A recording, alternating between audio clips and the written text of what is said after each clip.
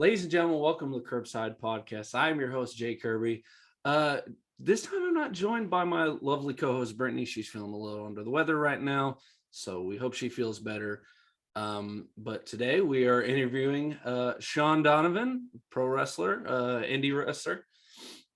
Appreciate you coming on, sit down and talk with us. Of course, before we get started, shout out to our sponsors, Raise Energy at repsports.com. You can use the promo code Kirbside8 at checkout for a 15% discount.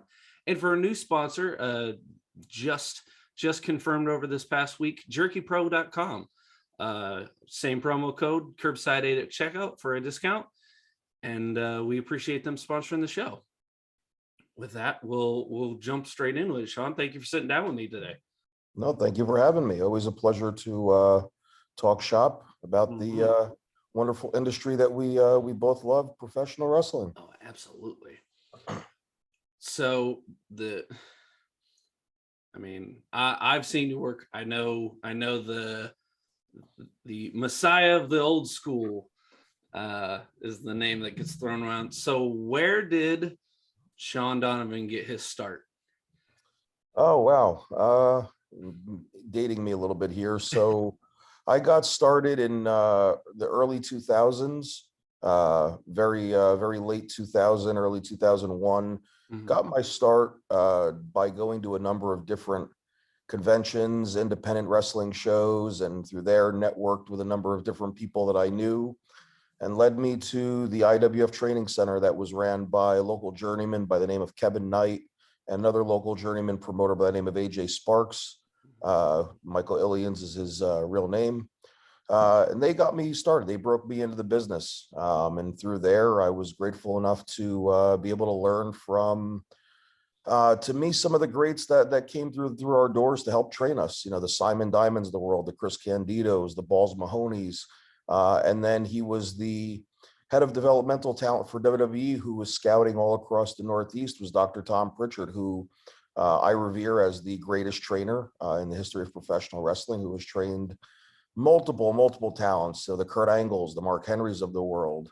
Got my start, directly by doing a number of his camps. And as he would come into our school to do those camps with us, I would follow him around all across the East Coast and New England area and do all of his camps to make sure that I was showing him, how much I wanted to be in the sport, and kind of show him how much I kept improving each time he saw me. So very grateful of how I got my start. I think in the world of professional wrestling today, there are so many schools out there and not enough legitimate schools and trainers, and a lot of guys that are being taught the right way.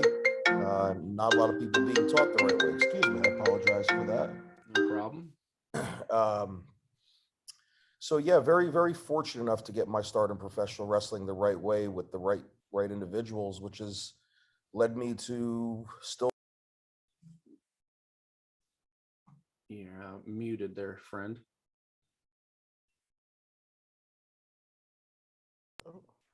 Sorry about that. No worries. So that's how I got my start in the world of professional wrestling, and here I am 21 years later, still being able to do this at a very high level. Wow. Those are that's a hell of a list of people to even not only to just work with or be around, but to learn from. I've not gotten to meet Dr. Tom Pritchard, but I've heard nothing but amazing things about his training, about his seminars. Yep. Just his IQ for the business itself. It's unmatched. I haven't met one yet. I think the only person that comes close, in my own personal opinion, is the good Brutal Bob Evans, because I've been to a number of his seminars. Great mind for everything, but no, Tom Pritchard is top tier training, so that's a hell of a start. Yeah, throughout the years too, I got a lot of my training by doing, and I can't stress this enough to younger wrestlers, to do as many seminars as you possibly can. You're going to learn, even if you just pick up one thing, it's one thing to put into your arsenal and wherever it fits. I mean, I was lucky enough to do seminars with, guys that were on national platforms and in high levels for so many years, like a Ricky Steamboat, um, Honky Tonk Man, guys that understood the psychology of our business. So again, very fortunate enough to have the training that I did very early on. So speaking of, well, we'll call it what it is, a more old school training, a more old school learning pool. Where did you come up with the Messiah of the old school gimmick? And where does that form in, in your training, in your wrestling opinions, because everyone has favorite wrestlers growing up. Is it from you idolizing a certain someone, or is it a certain promotion that really clicked with you and you tried to embrace that lifestyle? I think it's a combination. So I've always been a very old school style performer. I work a very old school way, a very in your face, very hard hitting, but a very simple yet effective, simplistic style. I'm not somebody that goes out there and does a lot of crazy things. I don't do flips or any of that type of stuff, dives through the ropes. I can, I don't need to do them because everybody else is doing them. So why do what everybody else is doing? Why not stand out from the pack and do things that are impactful, that are meaningful, and just doing something when it matters? And to me, that is a very old school style way of doing something. A lot of it came from my upbringing and my training, where I was taught a lot of that old school style mentality, and that even though you do have to evolve in the sport, still go and take from the old school and take from what isn't being done these days. And that's what I study a lot of my focus on. And I want to say this is going back to 2015, 2016. I felt like I was kind of floundering in terms of who Shawn Donavan really was, and really needed a kickstart. And for the first 15, 16 years of my career, I always wore long pants, long trunks, or, long tights, and was just in desperate need of a change. And, I always flirted with the idea of wearing trunks, and was always very, a lot of us in our sport have body dysmorphia, and just always felt like I didn't look good, felt like my legs were too small, that I wouldn't look good in those. And, a couple of friends of mine just said, give it a shot. What's the worst that could happen? It doesn't work out. You go back to, wearing the long trunks. So I got a basic pair, had a pair of old school looking boots, decided to give that a shot, and did it on a fair show where, a good crowd, not a lot of stuff being filmed. And a lot of guys gave me praise and said that the way that my style works, and the way that I look, that I probably should have gone to trunks a lot sooner. So gave me a lot of boost of that confidence. And where that, Messiah of old school kind of came into play was, doing a lot of traveling and drives with a lot of good friends, guys like Falaba, Danny Moff, my former tag partner. And they would always joke around, and they would just call me, the Messiah of social media, the Messiah of being on his phone, the Messiah of this and that. And the derivative actually came from that. I actually, I will give the name from, comes from Danny Moff. He's just said, you're that old school roughneck worker. Why don't you just call yourself the Messiah of old school? And it just clicked in my mind. I'm like, okay, there's something here to it. I started doing a bit of research on what a Messiah actually is, and learning more about what that is, and just going all in on it. And kind of here I am. I've evolved that character in a number of different ways since that, that 2015, 2016 time. And, I see the way the evolution of my look has come, and, just kind of come into its own. And, but a lot of it also comes to my beliefs of professional wrestling too.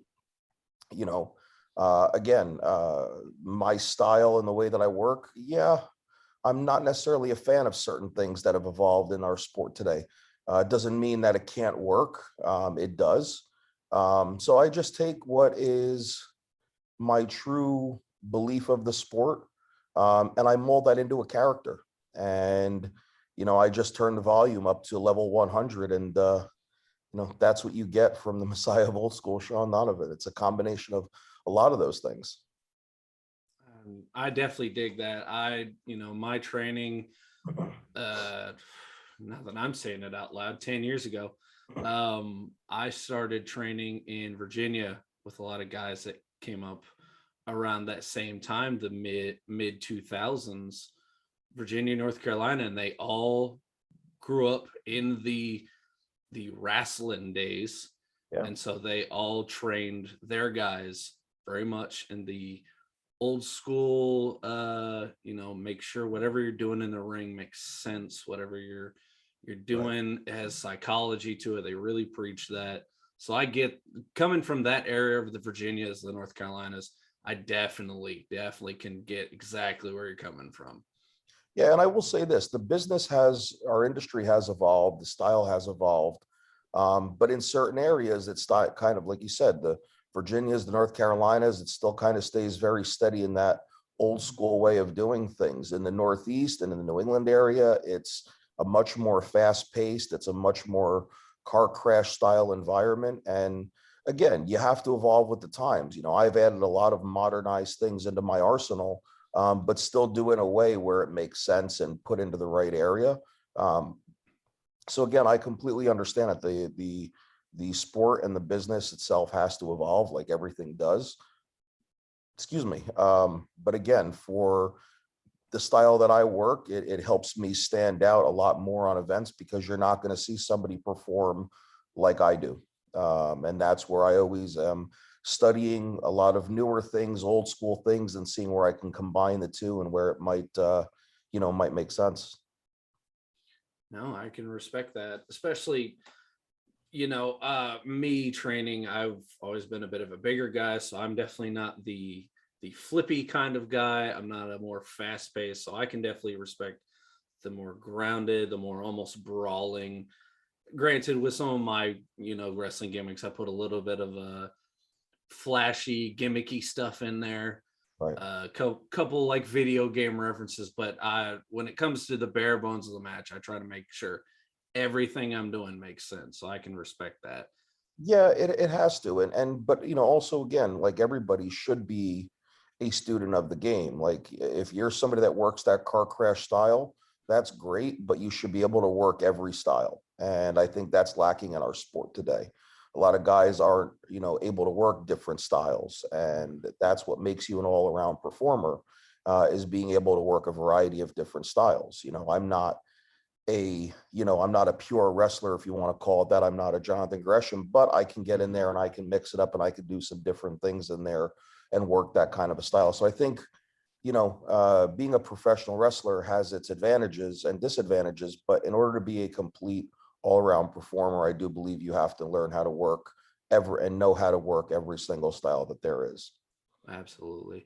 I think, and specifically this rings for me because I just watched their match yesterday, filming Sunday night. I watched FTR versus the Briscoes.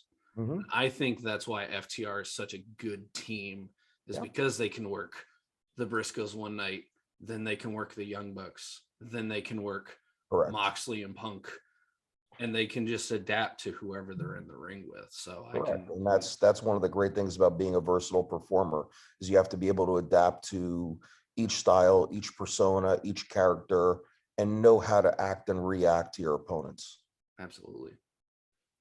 So you threw out a couple names of nice gentlemen that I've met over the years, Mhm, Muff and Falaba. mhm. Who are some of the people that you've really enjoyed the most getting in the ring with, mixing it up with? Wow.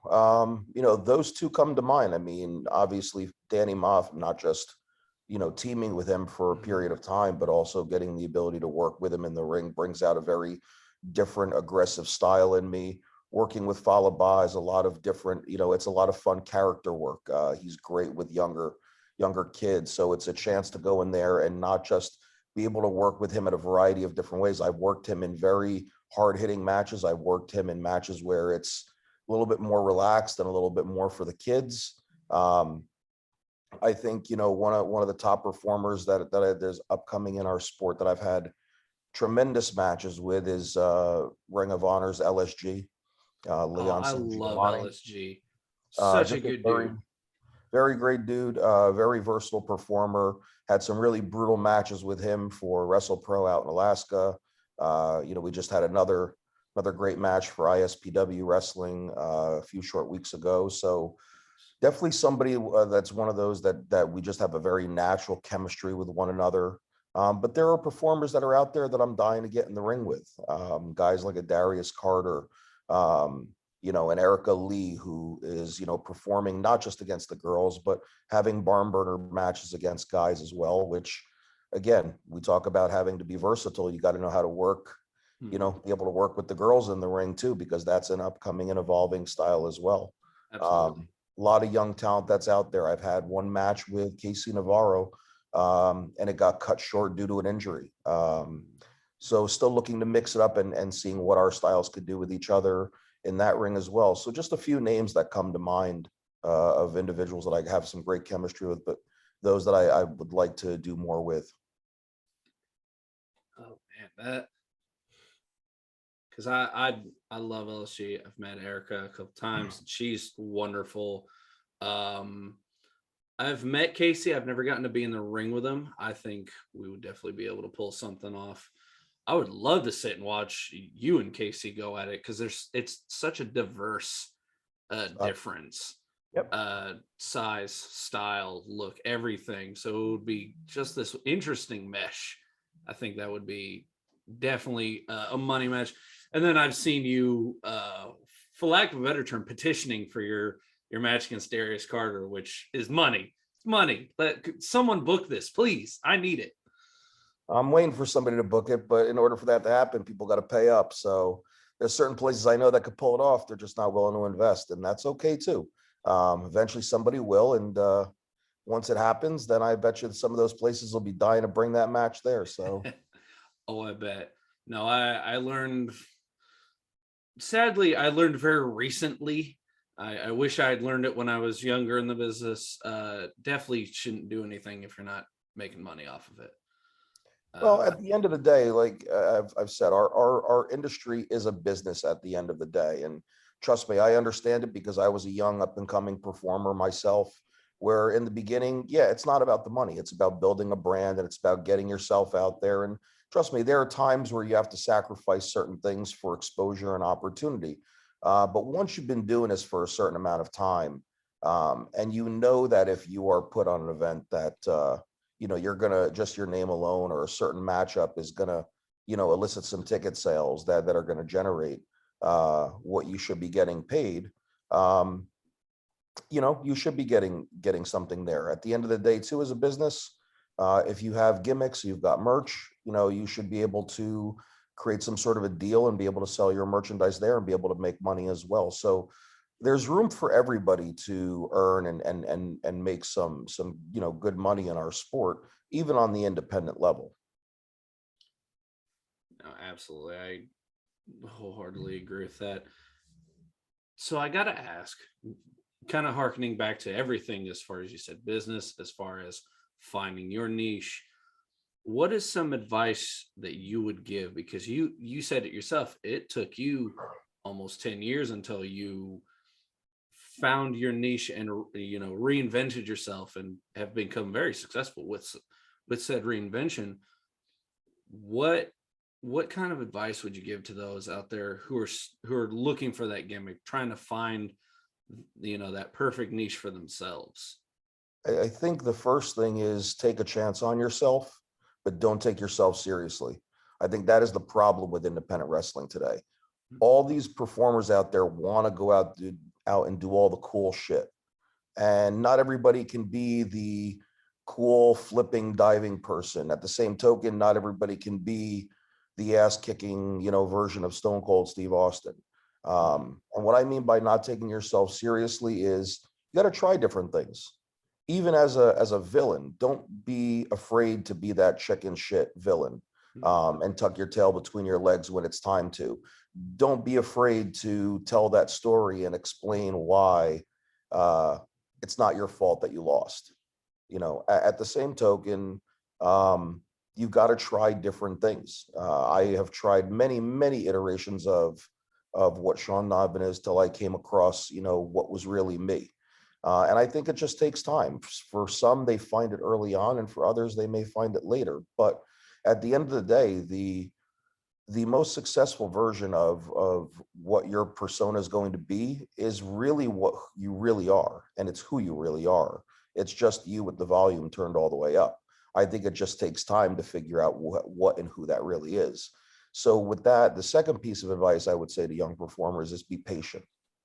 It will come. You got to get the reps in. You've got to keep doing it over and over and over again. And eventually the light bulb's going to click to where something meshes and something really takes on a life of its own. I can take that personally, because I literally right now I'm waiting just with bated breath.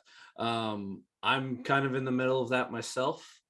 I came up with an idea, very much inspired by this wonderful helmet behind me, because that has been me all of my life, and I have Right. been struggling to find that the right area of where I can, because when I first started, I had an over the top, very literally my gimmick was that I was a nerd, and I hated it.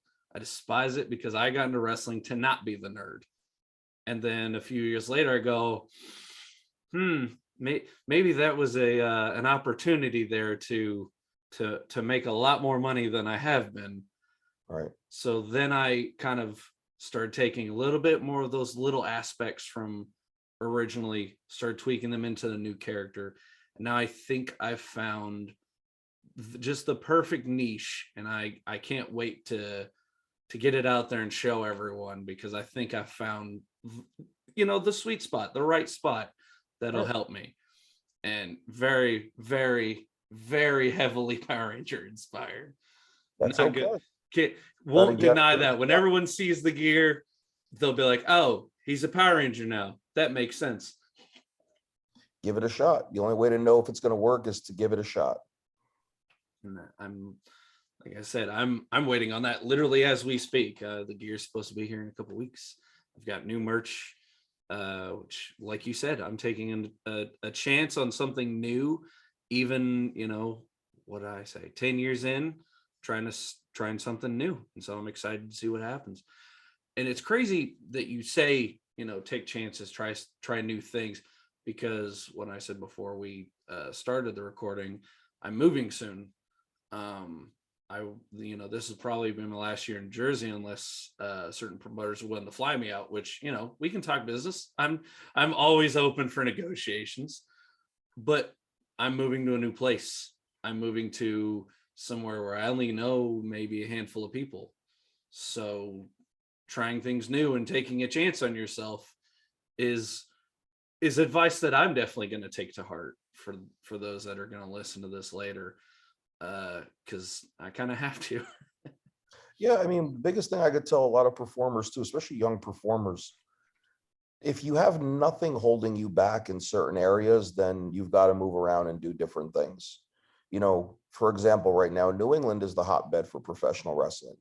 You've got your Beyond Wrestling, you've got your Limitless Wrestling, you've got your Chaotic Wrestling, right down the road in Connecticut, an hour and a half away, you have Northeast Wrestling, PAPW, which is run by Paul Roma. That is all an up and coming area where the Northeast used to be the mecca of independent professional wrestling. It's gotten very saturated in this area. So I tell a lot of young performers, if you've got nothing holding yourself here, rather than making that 3-4 hour drive every week or every 2 weeks, whatever it is, just move there. You've got, again, take a chance on yourself. And, a graduate of the Creative Pro Academy in New York, MJF, before he, went to AEW, he did that. He moved himself to Ohio and worked with a lot of those big places out there, like the AIWs and the AAWs and, things of that nature. He didn't have anything holding him back here. So he went out there and he grabbed the brass ring on his own. And that's what I would tell a lot of young performers. If you've got nothing holding yourself here, get with a couple of different people that have got that same passion, go somewhere, rent out a place, get a day job, all chip in for rent, and go out there and ply your craft and show people that you deserve an opportunity to be in the sport. So that's one of the biggest advices that was given to me a long time ago. Things just didn't work out that way for me. Um, but I still give that same advice to a lot of young people today. I've seen it happen. I know a few people that, come from the Creative Pro Academy that are moving into that area. And they're making big waves because of the exposure that those places will give you. So if you've got nothing holding yourself back, go for it. Take a chance on yourself, because no one's going to take a chance on you unless you do it yourself first. No, absolutely. And I've seen it work. I've seen people who go, hey, this is a place that I can thrive, and they've picked up, they moved, and it worked out for them. So that's, for those listening, that's very, very, sage like advice from, uh, a, a messiah of old school, spoken truly here. um so with up and coming wrestling, with these hotbeds, what are some places that you'd love to get your foot in the door at? Just literally, it could be anywhere in the US, anywhere in the world, where somewhere that has always been a uh, a destination. Yeah, I think for me, it's doing internationally. I've been all over the United States. I've yet to tour internationally, so that's something that I'd like to do before my days, are over. Some of the hotbeds on pro wrestling, places that I'd like to get a foot in the door with. You have places like Glory Pro Wrestling. You have places like AAW, AIW out in the Midwest that are doing tremendous business and have a tremendous fan following there. Maybe at some point getting my foot in the door with Limitless Wrestling, and showing their fan base what I can do. So I think for me, it's just getting out there and getting to different places. I think a bucket list item for me is to be able to get to wrestle in as close to the 50 states as possible. I've got 26 or 27 Wow. different states under my belt, including the two hardest in Alaska and Hawaii. So still looking to get those to some of those obscure states that doesn't have a lot of wrestling. The Kentuckys, the Utahs, some of those different places where I can really cross the names off my list there. So those are definitely some goals that I still have in my journey in professional wrestling. Because the way I look at it today too, with the amount of social media that's out there, you can really brand yourself in a different way. And I think you can be successful in the world of pro wrestling without having that elusive piece of paper that you've signed, that contract, if you want to call it that. I think success is what you make of it. And obviously, yes, the goal is to get to one of those big companies. But there are only so many companies, and there are thousands and thousands of wrestlers. So again, another thing I tell a lot of young wrestlers too is it's about the journey. It's not about the destination. If you're so hung up on trying to make it to one of those companies, you're going to forget about all the fun and all the things in that journey that you're going to come across and do. So for me, that's what I look at it as. I'm still going to chase those opportunities when they appear, but I'm still going to enjoy the journey. Absolutely. So that being said, is there a bucket list? Is there a I don't want to stop wrestling until I've done blank, or until I've worked blank? No, I think I just want to see where things go. I mean, I'm very blessed at 21 years that, while I do have some aches and pains on this frame, and a lot of miles on the frame, I still have a lot of miles left. So I don't have any qualms, or not qualms. I don't have any, I'm not putting a time frame on my career. I want to still see how far I can go as long as my body holds up. Right. I've always joked the same thing, because people ask me, how long do you want to do this? I was like, well, until the body says I can't anymore. I don't want to wait until my body tells me that I can't. I want to be able to close up shop on my own when it's time, because look, at the end of the day, we can't do this forever. Um, but when my days are over, I still want to do some different things and be involved in the industry. I would like to do some behind the scenes work, because I really enjoy doing that. I enjoy coaching. I enjoy training. I enjoy giving advice. So you never know what the future lies. And again, sometimes individuals want to make it as a performer, and we all should. But sometimes that doesn't end up being our strength. I look at a lot of guys that are making it in the world of professional wrestling life after being in the ring. You look at a guy like Sanjay Dutt, who has now worked for multiple national companies behind the scenes and is very revered by his peers. So while he had a great in-ring career, I think he's going to leave a great legacy behind the scenes as well. And you look at that too. Dr. Tom Pritchard, I'll bring his name back up. His legacy in the business will always be one of the greatest trainers, if not the greatest trainer ever. He was a phenomenal performer, and got to work on that national stage. But his biggest contribution to our sport will always be in that trainer role. And there's absolutely nothing wrong with that. Right. And Nate, when you bring up people who might not have been, we'll just say like the main event levels, but are still amazing workers and still amazing minds for the business, I think of guys like Dean Malenko or Fit Finley, who might not have ever been, the main event, ironically, tonight, never were the main event of WrestleMania, but have been in almost every company in almost every country and have trained and produced some of the biggest matches. Agreed. And trained some of the biggest stars. I mean, a lot of people don't know this. Dean Malenko trained Kane. Yep. Like that right there. That's a main event person that everyone knows and wouldn't be here without someone in the back. So, Agreed. I mean, me personally, I'm interested to see a Shawn Donavan Academy. Hey, you never know what the future is going to hold. I mean, I've got some goals in that area too. So, I take things day by day, but again, still have some goals and aspirations, and who knows where life's going to take you. You never say never in our industry. So we'll see. I guess that brings up a curiosity. I'm not sure. Have you ever thought of doing your own seminars, your own Shawn Donovan seminars throughout the territories? Yeah, I've done two of them so far. Stuff that I haven't really, broadcasted. I do seminars, things of that nature.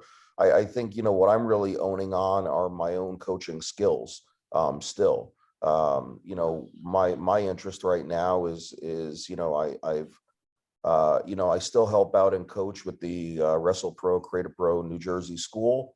I've taken on working as a coach with Spartan Championship Wrestling, which is out of the middle and northern part of New Jersey, but having a lot of ties to a number of individuals that have different schools, and looking to just stop by and looking to coach a class and really just watch how their coaches train their students, and really just continue to own my own coaching skills and see where that could potentially parlay me into doing more seminars, or eventually one day opening up my own school. You never know. To me, knowledge is power. So, me doing a lot of this coaching, if I do decide to go in that direction, this is basically my college course study, or my homework and my research to see what could potentially be the next step. Absolutely. So with that, are there any, I mean, we all know that Creative Pro is a wonderful place for, wrestlers to learn, but is there any teachers out there that you've witnessed in the past, we'll give it 5 or so years, any teachers or coaches that have really stuck out in these, for lack of a better term, newer schools? Yeah, well, I mean, you have a guy, again, I bring up his name, LSG, wonderful coach who helps out at the Creative Pro Wrestle Pro School. Bobby Wayward, who's a graduate of the Wrestle Pro Creative Pro School, is a phenomenal coach there. You have Colossal Mike Law out of the Northeast, who's been doing it as long as I have. Love Mike. He's coaching at the Fallout Shelter in New York, along with Masha Slamovich and Steve Pena. And then, of course, again, you have a number of different individuals. I mean, I can't put over and respect Danny Cage enough, who runs Monster Factory. Absolutely. Been doing it for many years. So there's a lot of great schools that are around, and that are teaching students right. And those are 3 schools just off the the top of my head, I mean, you have the Creative Pro New York School, which, is still being run by a number of different individuals that are stepping in to help there too. And again, with the amount of Creative Pro students that have been signed to national contracts, you have people coming in and out of the doors helping to give a lot of that advice. So there's, again, a lot of great schools that are doing it right. Those are three just off the top of my head that, I can mention some names that are doing it. I mean, that's a very good list. I've seen, I mean, I've worked one or two Monster Factory shows, but I've seen their progress. I've seen, Yep. you know, uh speaking specifically, Damian Priest started Monster Factory, got, some attention and Ring of Honor, and then he got signed to, the big company. Yeah, I mean, another school that jumps off the top of my head is a school, southern, kind of South Jersey, going more towards your area in PA,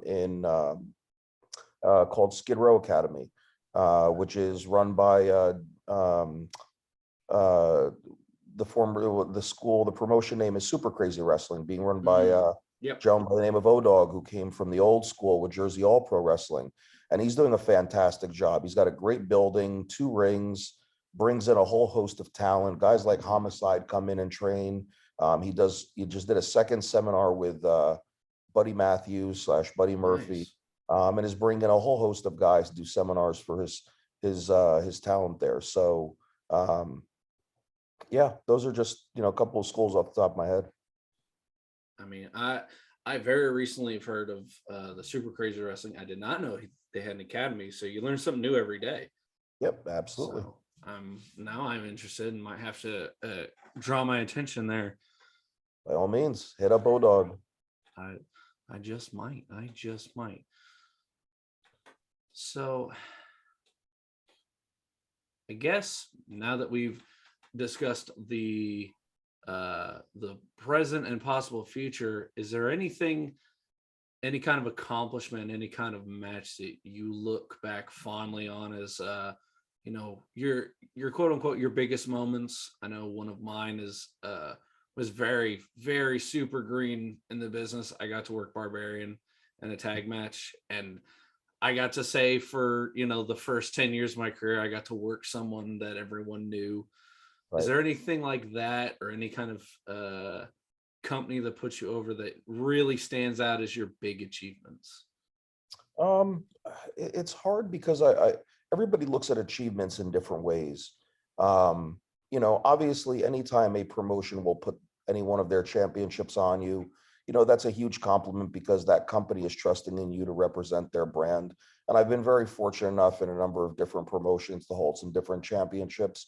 I think one that sticks out to mind is with WrestlePro and winning the silver championship they had there, because uh, there was as I mentioned earlier, there was that point in 2015 where I was kind of floundering and kind of looking for a new home. And, I walked into the doors of WrestlePro and I basically had to prove myself from day one. So, that was a huge achievement there, being able to have that nod put on me. But, and obviously very recently holding Standalone Wrestling's championship and winning, the ISPW Tri-State Championship. Again, very appreciative of those companies, putting their faith in me to represent. But I think other pieces that are accomplishments to me is being able to get in the ring and work with guys that are legends that I grew up idolizing, and then being able to get that real-time feedback after the matches. Being able to work with a Jake Roberts, being able to work with a Ted DiBiase, working with the Rock and Roll Express, working with Haku, like, doesn't get any better than even just those 4 names off the top of my head, and being able to sit down afterwards and discuss, hey, what are things that they saw that went right? What are the things that could have been done better? And that's what we all have to be. We all have to be sponges in our sport. And I also look at accomplishments and being able to pick the brains of guys that were the best at what they did. Being able to pick guys like Shane Douglas's brain for hours on end about promos and, speaking, and the same thing with Jake Roberts, or, being able to sit down with a Ricky Morton and talk about psychology. So many different variables. So I would encompass all of those pieces as accomplishments in my career, because again, I say I'm very blessed in what I've been able to do, because I know there are a lot that are out there that haven't done a lot that I've been able to do and a lot that I've been able to accomplish. So I take those to heart and I value those very, very greatly. I don't let any of those slip by me. Absolutely. That's an amazing list of talent that I've gotten to meet one or two. I've gotten to meet Ted DiBiase, ask him, his opinion on wrestling. I've actually gotten to go to a Ricky Morton seminar, which was so inspiring, just getting to listen to him talk about in-ring psychology, working with one another. Especially because I've always held the distinction of a tag team wrestler. Right. I've always enjoyed tag team wrestling, so getting to learn from one of the members of Rock and Roll Express is just an absolute pleasure. I myself, one of my accomplishments, I like to the fact that I got to learn from, work, and pick his brain. Late great Jimmy Rave, and the fact that I got to watch. I was a teenager when he was on TV, but getting to actually meet him, develop a relationship, and then learn from him is something that I could never imagined when I joined the business. So for you to have those experiences with some of the greatest, it's mind blowing. I would Yeah. love, I would, ironically, I would pay great money to sit in a room with Jake Roberts and learn the art of a promo, or Yeah. from Shane Douglas. Yeah. That is just, oof, that gives me chills thinking about it. So I guess wrapping up here, is there anything that you either want to say or any kind of advice that you really want to push onto the listeners about wrestling, about your career, about any little tidbit that you'd like to just share with the world before we sign off? Yeah, sure. I mean, just a few things for those that are thinking about getting into our industry or those that are just starting out. The biggest thing is you've got to get in shape. Um, if you are not in shape right off the bat, it's going to be a harder challenge for you to continue doing this while getting in shape. So my advice to a lot of young performers is get in the best physical shape you possibly can before joining a school, because the calisthenics are not easy. The drills are not easy, and you will blow up. So that's one piece of advice that I would give.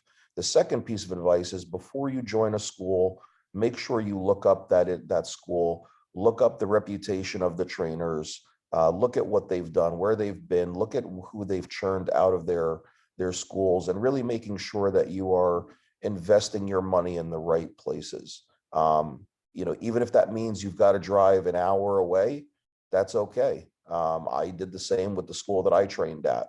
It was almost an hour there and an hour back. So that's 2 hours out of my day, 4 days a week when I trained for many, many years. But I got the foundation that I needed to parlay that into a 20 plus year career. So I think those are just the big piece of advice that I would give to a lot of young performers that are just starting out or looking to, invest in a school. Absolutely. Well, thank you, Shawn, for sitting down with us. Thank you for Yeah. chatting and sharing your knowledge. Graciously appreciated from me. Thank you for having me. Absolutely, absolutely. So before we go, where can the nice people of the internet find you at? Sure. They can follow me. I am on Facebook as Shawn Donavan. If you just type that in, you'll see my ugly mug will pop up. You can find me on Twitter and on Instagram at Shawn Donavan01. And you can catch me all across the Northeast. I wrestle for some of the bigger promotions in the Northeast. The Wrestle Pros, the ISPWs, the SWFs, a few others, and I'll be hitting the road this week for a tour in Alaska. Again, it'll be my 5th or 6th time headed there for WrestlePro Alaska. So those shows will eventually be streaming online, which we have some great lineups for those shows. It's WrestlePro Alaska's 3rd anniversary tour. So 3 years we've been heading to Alaska with a number of shows. So that's where you can find me. And Also on YouTube, you can check out and subscribe to my page, which is, you can, again, just type in Shawn Donavan and subscribe to my page. I'm always putting up vignettes. I'm putting up matches that I've had. So there's a lot more that needs to be uploaded. But if you have a minute, check out my work. Leave me some feedback. Absolutely. Well, thank you, Shawn, for sitting down with me. Thank you all for listening. We greatly appreciate it. As always, like us on Facebook, follow us on Twitter, tap the little bell on your YouTube app so you never miss an upload, and buy the shirts at prowrestlingtees.com. Thank you for joining us, Shawn. It's been a pleasure. Thanks for having me.